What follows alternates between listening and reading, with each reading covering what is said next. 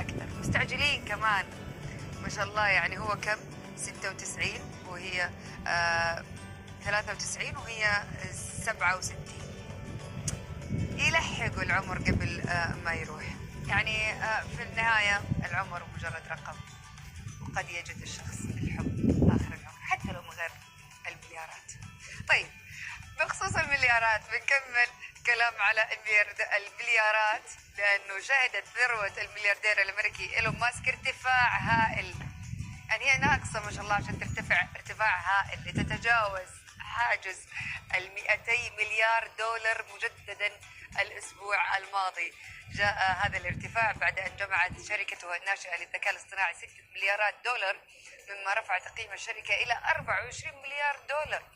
وتبلغ حصة ماسك في شركة الذكاء الاصطناعي حوالي 13 مليار دولار، بالإضافة إلى حصصه